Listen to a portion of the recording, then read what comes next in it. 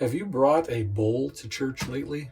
Hello, I'm Coach Lance Meyer of Grass Ministries, a partner ministry with a City for God. And no, I have not ever brought a bull or a lamb or a sheep or a dove or any other animal to worship at a church service.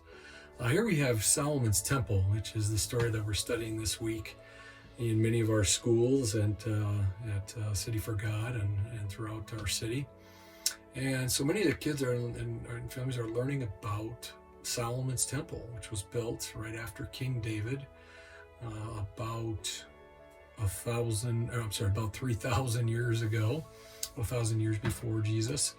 Again, approximate number, but that temple lasted for a long time until it was destroyed when Jerusalem was attacked.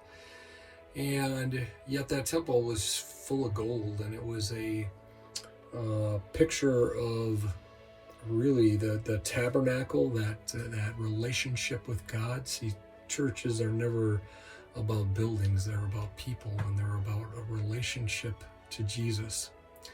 And the most important relationship, of course, is the fact that we come before our God full of sin, and that sin has to be paid for. And so back in Solomon's day, that was done through bulls and the sacrifice of animals, which was all a symbol of the real sacrifice. They actually didn't forgive sins, but the real sacrifice did. And that real sacrifice, of course, is Jesus. His death, his blood, his perfect life, and his ultimate resurrection gives us the promise that we will live eternally in heaven, and our sins are all paid for. Lean into that today. Let this painting here remind you of the temple and the fact that our sins are all paid for.